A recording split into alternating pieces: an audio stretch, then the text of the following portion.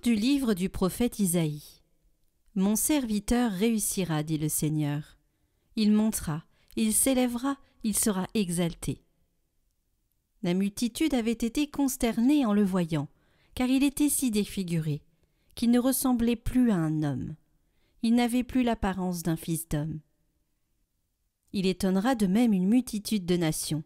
Devant lui, les rois resteront bouche bée, car ils verront ce que jamais on leur avait dit. Ils découvriront ce dont ils n'avaient jamais entendu parler. Qui aurait cru ce que nous avons entendu? Le bras puissant du Seigneur, à qui s'est-il révélé? Devant lui, le serviteur a poussé comme une plante chétive, une racine dans une terre aride. Il était sans apparence ni beauté qui attire nos regards. Son aspect n'avait rien pour nous plaire. Méprisé, abandonné des hommes, homme de douleur, familier de la souffrance, il était pareil à celui devant qui on se voile la face. Et nous l'avons méprisé, compté pour rien.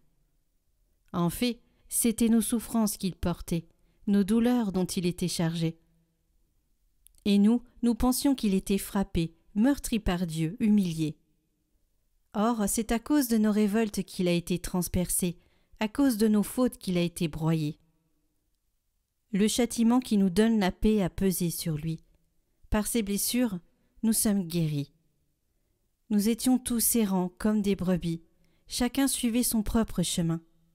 Mais le Seigneur a fait retomber sur lui nos fautes, à nous tous. Maltraité, il s'humilie, il n'ouvre pas la bouche. Comme un agneau conduit à l'abattoir, comme une brebis muette devant les tondeurs, il n'ouvre pas la bouche. Arrêté puis jugé, il a été supprimé. Qui donc s'est inquiété de son sort? Il a été retranché de la terre des vivants, frappé à mort pour les révoltes de son peuple. On a placé sa tombe avec les méchants, son tombeau avec les riches, et pourtant, il n'avait pas commis de violence. On ne trouvait pas de tromperie dans sa bouche. Broyé par la souffrance, il a plu au Seigneur. S'il remet sa vie en sacrifice de réparation, il verra une descendance, il prolongera ses jours, par lui, ce qui plaît au Seigneur réussira. Par suite de ses tourments, il verra la lumière, la connaissance le comblera. Le juste, mon serviteur, justifiera les multitudes, il se chargera de leurs fautes. C'est pourquoi, parmi les grands, je lui donnerai sa part, avec les puissants il partagera le butin, car il s'est dépouillé lui-même jusqu'à la mort. Et il a été compté avec les pécheurs, alors qu'il portait le péché des multitudes, et qu'il intercédait pour les pécheurs.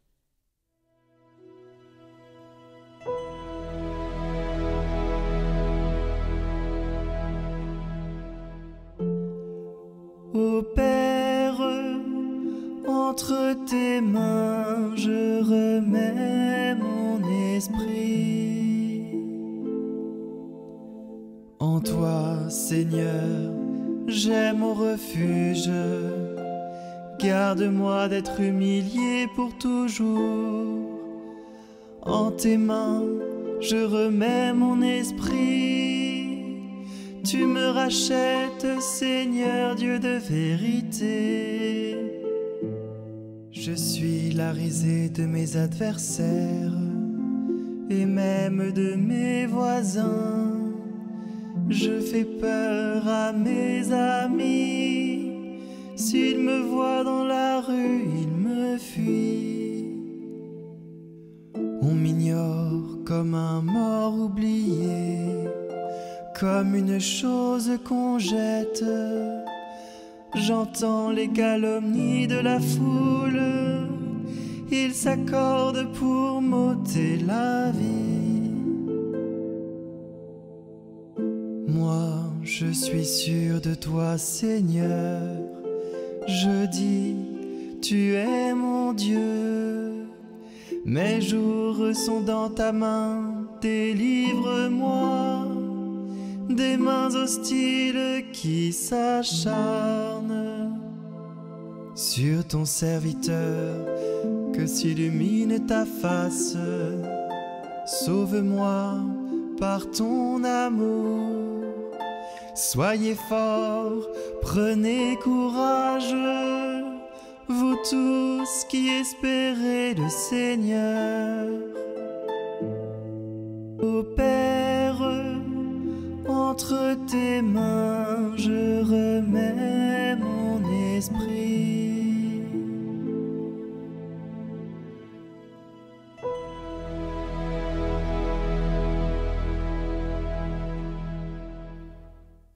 Lecture de la lettre aux Hébreux. Frères, en Jésus, le Fils de Dieu, nous avons le grand prêtre par excellence, celui qui a traversé les cieux. Tenons donc ferme l'affirmation de notre foi. En effet, nous n'avons pas un grand prêtre incapable de compatir à nos faiblesses, mais un grand prêtre éprouvé en toutes choses, à notre ressemblance, excepté le péché. Avançons-nous donc avec assurance vers le trône de la grâce, pour obtenir miséricorde et recevoir en temps voulu la grâce de son secours. Le Christ, pendant les jours de sa vie dans la chair, offrit avec un grand cri et dans les larmes des prières et des supplications à Dieu qui pouvaient le sauver de la mort. Et il fut exaucé, en raison de son grand respect. Bien qu'il soit le Fils, il apprit par ses souffrances l'obéissance, et conduit à sa perfection, il est devenu pour tous ceux qui lui obéissent la cause du salut éternel.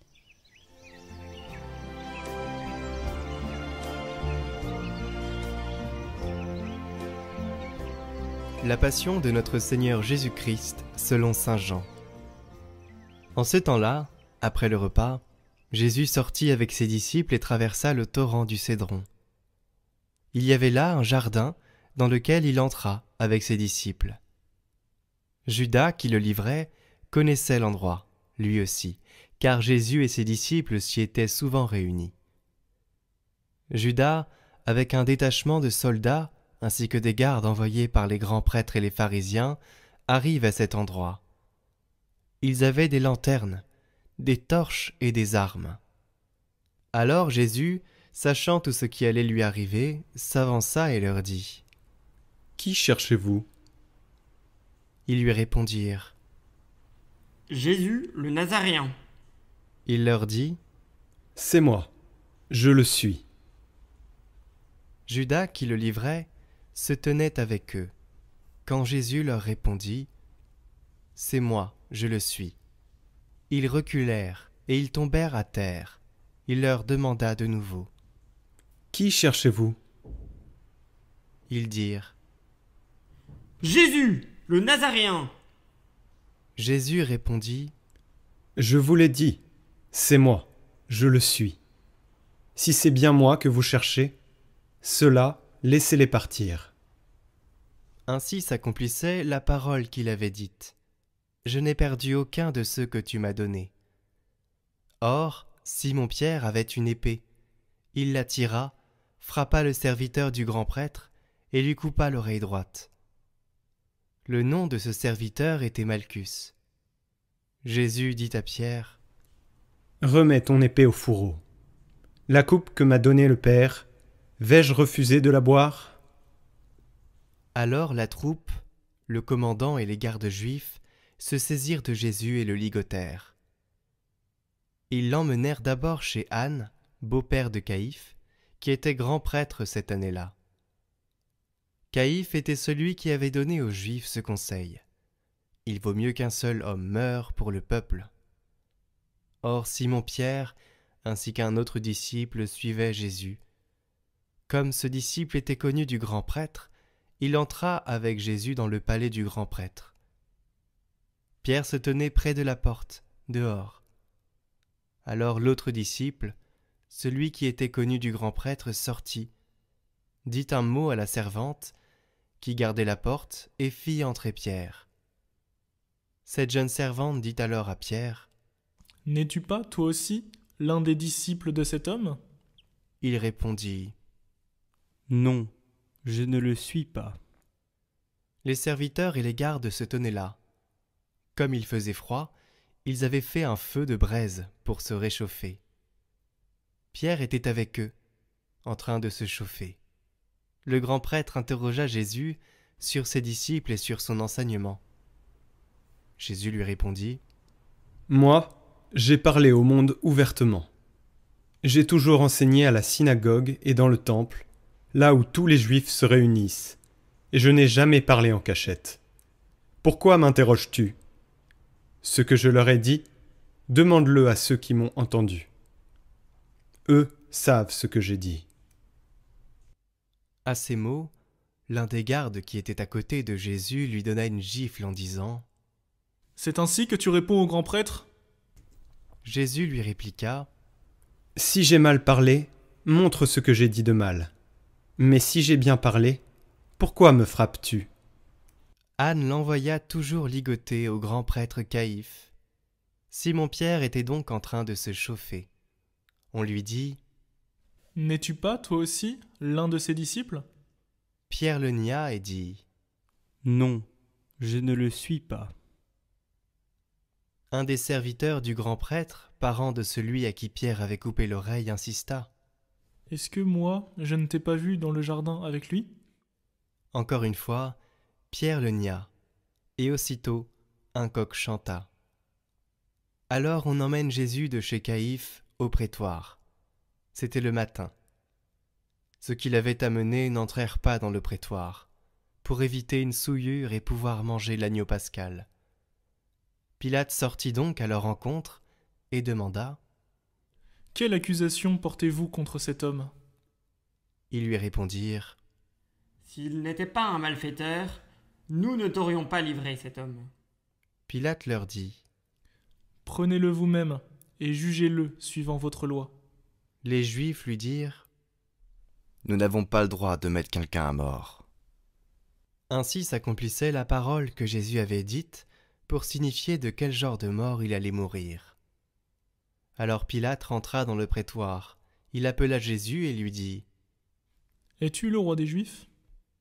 Jésus lui demanda « Dis-tu cela de toi-même, ou bien d'autres te l'ont dit à mon sujet ?» Pilate répondit « Est-ce que je suis juif, moi ? Ta nation et les grands prêtres t'ont livré à moi. Qu'as-tu donc fait ?» Jésus déclara « Ma royauté n'est pas de ce monde. Si ma royauté était de ce monde, j'aurais des gardes qui se seraient battus pour que je ne sois pas livré aux Juifs. En fait, ma royauté n'est pas d'ici. » Pilate lui dit « Alors, tu es roi ?» Jésus répondit « C'est toi-même qui dis que je suis roi. Moi, je suis né, je suis venu dans le monde pour ceci. Rendre témoignage à la vérité. Quiconque appartient à la vérité, écoute ma voix. » Pilate lui dit « Qu'est-ce que la vérité ?» Ayant dit cela, il sortit de nouveau à la rencontre des Juifs et il leur déclara « Moi, je ne trouve en lui aucun motif de condamnation. Mais chez vous, c'est la coutume que je vous relâche quelqu'un pour la Pâque. Voulez-vous donc que je vous relâche le roi des Juifs ?» Alors ils répliquèrent en criant « Pas lui, mais Barabbas !» Or ce Barabbas était un maudit. Alors Pilate fit saisir Jésus pour qu'il soit flagellé. Les soldats tressèrent avec des épines une couronne qu'ils lui posèrent sur la tête. Puis ils le revêtirent d'un manteau pourpre. Ils s'avançaient vers lui et ils disaient « Salut à toi, roi des Juifs !» Et ils le giflaient. Pilate, de nouveau, sortit dehors et leur dit « Voyez, je vous l'amène dehors pour que vous sachiez que je ne trouve en lui aucun motif de condamnation. » Jésus sortit dehors, portant la couronne d'épines et le manteau pourpre. Et Pilate leur déclara « Voici l'homme !» Quand ils le virent, les grands prêtres et les gardes se mirent à crier. « Crucifie-le ! Crucifie-le !»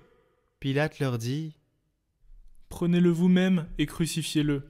Moi, je ne trouve en lui aucun motif de condamnation. » Ils lui répondirent « Nous avons une loi, et suivant la loi, il doit mourir, parce qu'il s'est fait fils de Dieu. » Quand Pilate entendit ces paroles, il redoubla de crainte. Il rentra dans le prétoire et dit à Jésus « D'où es-tu » Jésus ne lui fit aucune réponse. Pilate lui dit alors « Tu refuses de me parler, à moi ? Ne sais-tu pas que j'ai pouvoir de te relâcher et pouvoir de te crucifier ?» Jésus répondit, Tu n'aurais aucun pouvoir sur moi si tu ne l'avais reçu d'en haut. C'est pourquoi celui qui m'a livré à toi porte un péché plus grand. Dès lors, Pilate cherchait à le relâcher. Mais des Juifs se mirent à crier. Si tu le relâches, tu n'es pas un ami de l'empereur. Quiconque se fait roi s'oppose à l'empereur. En entendant ces paroles, Pilate amena Jésus au dehors. Il le fit asseoir sur une estrade, au lieu dit le dallage, en hébreu, Gabbatha.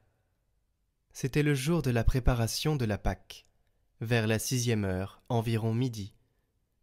Pilate dit aux Juifs, « Voici votre roi. » Alors ils crièrent, « À mort! À mort! Crucifiez-le » Pilate leur dit, « Vais-je crucifier votre roi ?»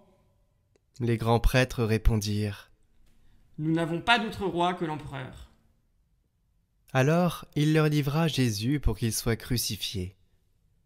Ils se saisirent de Jésus, et lui-même, portant sa croix, sortit en direction du lieu dit le crâne, ou calvaire, qui se dit en hébreu Golgotha.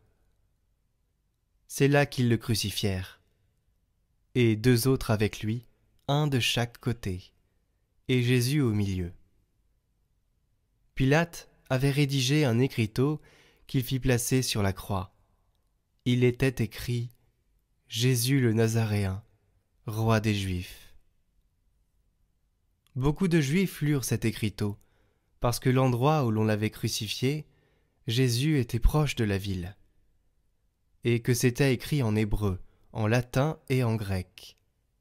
Alors les grands prêtres des Juifs dirent à Pilate, « N'écris pas roi des Juifs, mais cet homme a dit « Je suis le roi des Juifs ». Pilate répondit, « Ce que j'ai écrit, je l'ai écrit. » Quand les soldats eurent crucifié Jésus, ils prirent ses habits. Ils en firent 4 parts, une pour chaque soldat. Ils prirent aussi la tunique. C'était une tunique sans couture, tissée toute d'une pièce, de haut en bas. Alors ils se dirent entre eux, « Ne la déchirons pas, désignons par le sort celui qui l'aura. » Ainsi s'accomplissait la parole de l'Écriture, ils se sont partagés mes habits. Ils ont tiré au sort mon vêtement. C'est bien ce que firent les soldats.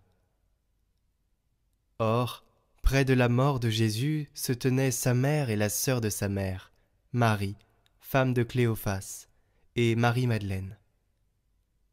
Jésus, voyant sa mère et près d'elle le disciple qu'il aimait, dit à sa mère, « Femme, voici ton fils. » Puis il dit au disciple, « Voici ta mère. » Et à partir de cette heure-là, le disciple l'a pris chez lui. Après cela, sachant que tout désormais était achevé pour que l'Écriture s'accomplisse jusqu'au bout, Jésus dit, « J'ai soif. » Il y avait là un récipient plein d'une boisson vinaigrée. On fixa donc une éponge remplie de ce vinaigre à une branche d'hysope, et on l'approcha de sa bouche. Quand il eut pris le vinaigre, Jésus dit, « Tout est accompli. » Puis, inclinant la tête, il remit l'esprit.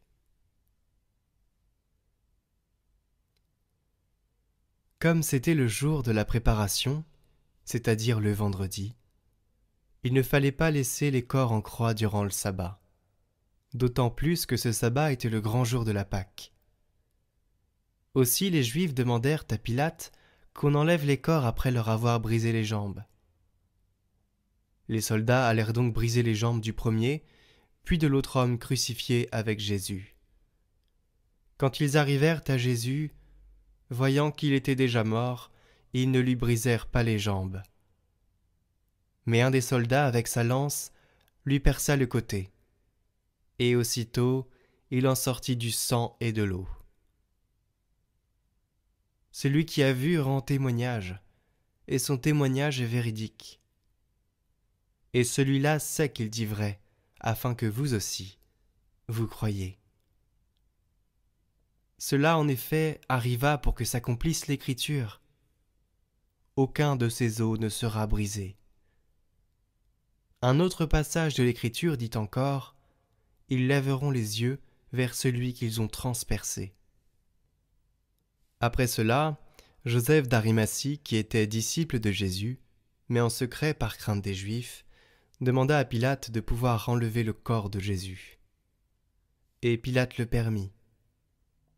Joseph vint donc enlever le corps de Jésus. Nicodème, celui qui au début était venu trouver Jésus pendant la nuit, vint lui aussi. Il apportait un mélange de myrrhe et d'aloès pesant environ 100 livres. Ils prirent donc le corps de Jésus, qu'ils lièrent de linge, en employant les aromates selon la coutume juive d'ensevelir les morts. À l'endroit où Jésus avait été crucifié, il y avait un jardin, et dans ce jardin, un tombeau neuf dans lequel on n'avait encore déposé personne. À cause de la préparation de la Pâque juive, et comme ce tombeau était proche, c'est là qu'ils déposèrent Jésus.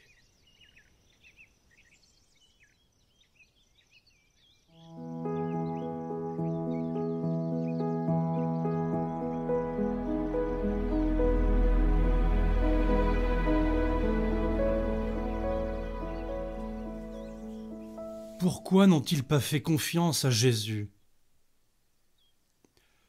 Pourquoi ne faisons-nous pas davantage confiance à Jésus? Jusqu'au bout, le Seigneur leur aura demandé de lui faire confiance. Le mystère de sa personne divine était impensable pour un Juif du 1er siècle. Le Messie qu'il disait être ne correspondait pas vraiment au type de celui qu'ils attendaient.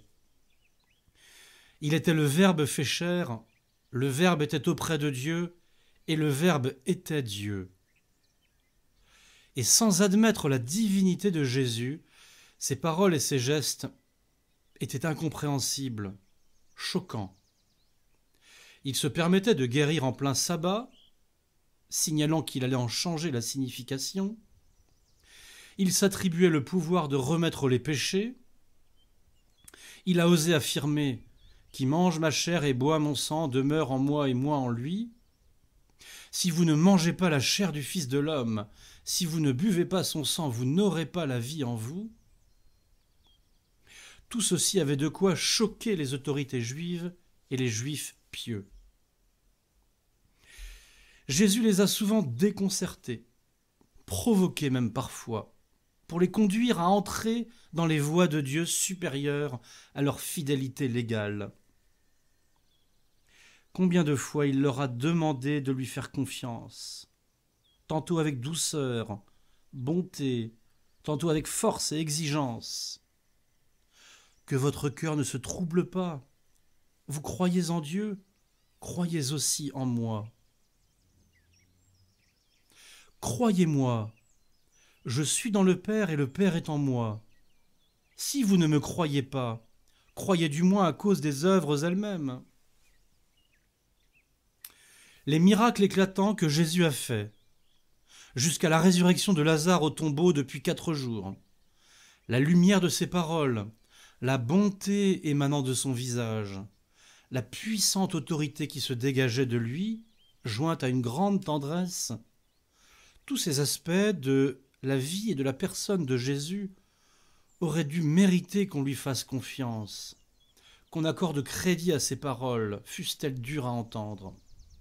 Mais jusqu'au bout, la plupart de ses contemporains n'ont pas réussi à lui faire confiance.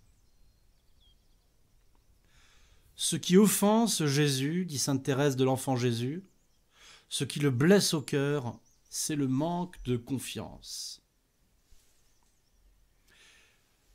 Nous en savons quelque chose, car nous aussi, ce qui nous blesse au cœur, c'est le manque de confiance.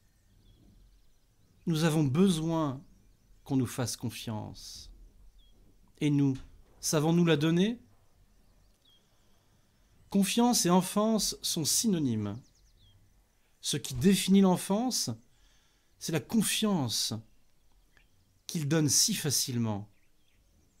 Si vous ne redevenez pas comme des petits enfants, vous n'entrerez pas dans le royaume de Dieu, avait prévenu Jésus. Le grand enjeu de notre vie, c'est la confiance. Il nous faut travailler à la conserver pour ce qu'il en reste, à la retrouver si elle a été blessée, en se refaisant un cœur d'enfant. Et Jésus, pour cela, est le parfait modèle. Sa passion est par excellence l'épreuve de la confiance.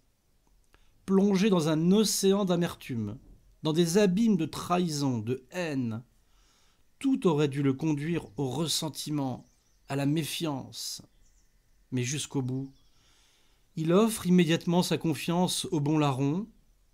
À Saint Jean, il confie sa mère, il pardonne à ses bourreaux, et il ne tiendra aucun compte ensuite de l'abandon de ses disciples.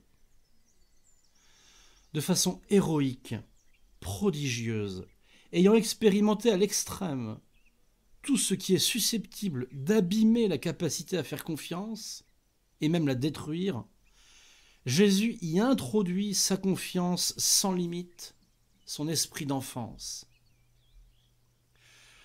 Son Père permit même que l'épreuve de la confiance porte sur la relation à lui. Mais aux confins de l'agonie, Jésus prie encore « Abba, Papa, Père ». Et pris dans les ténèbres de la mort, au moment d'abandonner son âme entre les mains du Père, il prie encore « Mon Dieu, mon Dieu ». Jésus, au pied de votre croix, nous voulons vous demander pardon pour nos manques de confiance en vous. Quand nous n'arrivons pas à croire que ce qui nous arrive est un geste d'amour de votre part. Pardon de vous offenser, de vous blesser au cœur par notre manque de confiance en vous. Jésus, guérissez en nous notre difficulté à faire confiance en vérité. Délivrez-nous des amertumes et des ressentiments qui flétrissent le cœur. Par les mérites de votre passion, rendez-nous l'esprit d'enfance, l'abandon confiant. Que notre cœur s'ouvre spontanément à la confiance, que nous l'offrions volontiers. Nous voulons vous dire de tout notre cœur, Jésus, j'ai confiance en vous. Vous êtes mon Sauveur, mon Seigneur. Je me livre tout entier avec confiance à votre amour.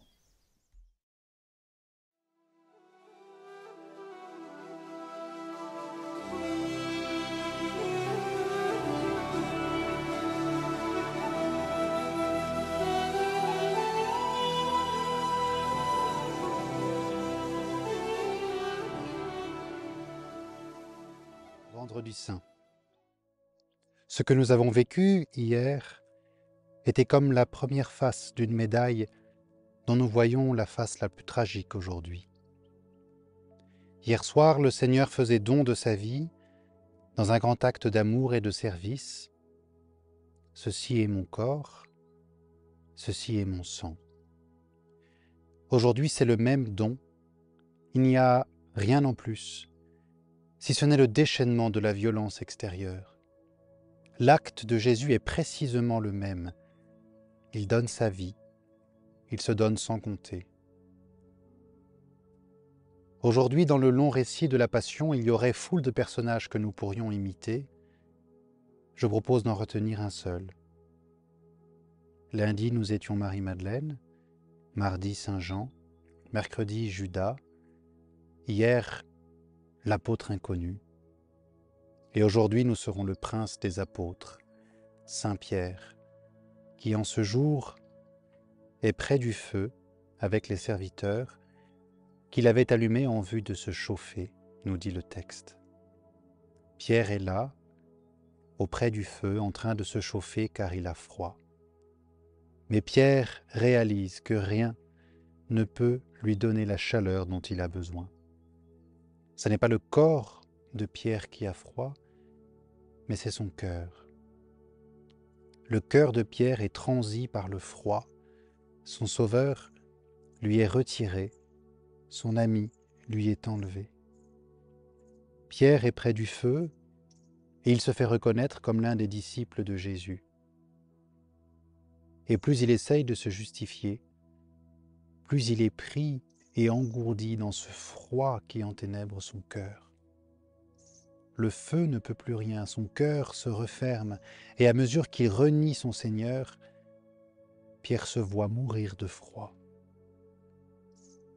Il renie une fois, 2 fois, 3 fois, jusqu'à ce que le coq chante et qu'il croise le regard de son Seigneur. Là, cette pierre, brisée par le reniement, accueille la solidité de son Seigneur. Et d'une pierre brisée, Dieu fait le fondement de son Église.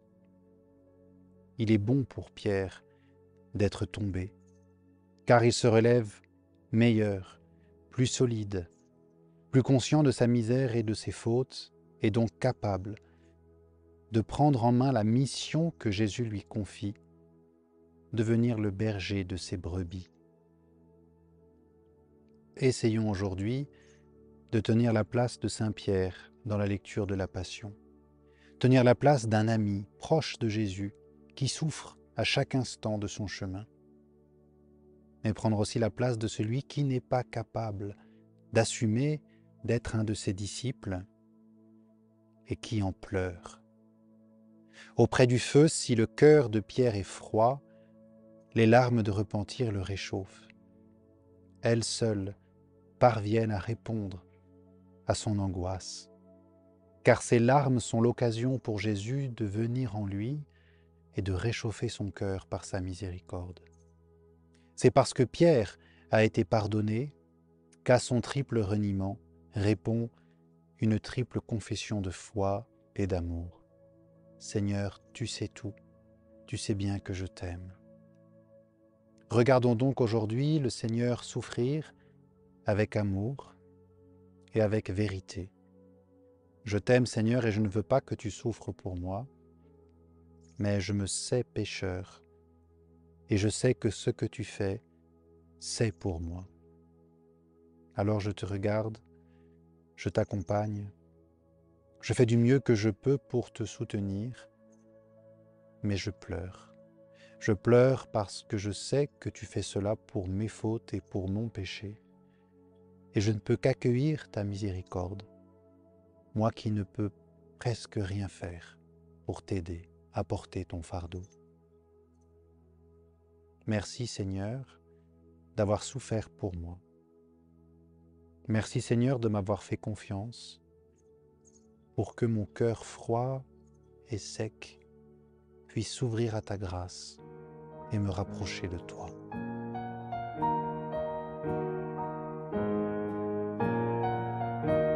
Ma fille, regarde dans le sein de ma maman, tu me verras immergée dans des souffrances sans fin.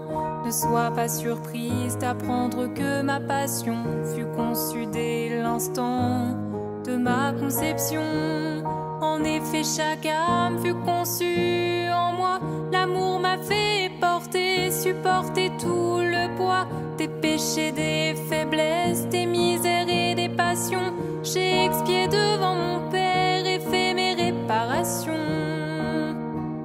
Console-moi, reste avec moi. Console-moi, ne me laisse pas. Console-moi, embrasse-moi.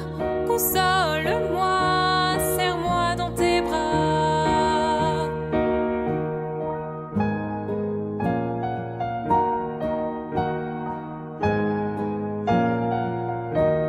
Regarde ma tête couronnée d'épines, mes mains et mes pieds, ils sont transpercés. Ce sont les couronnes des mauvaises pensées, les clous des péchés, des actes mauvais. Je dois réparer, rendre gloire à mon Père, souffrir pour toutes les âmes, qu'elles n'aillent pas en enfer, par ces crucifiements, ces couronnements d'épines.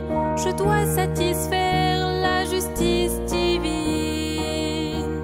Console-moi, reste avec moi. Console-moi, ne me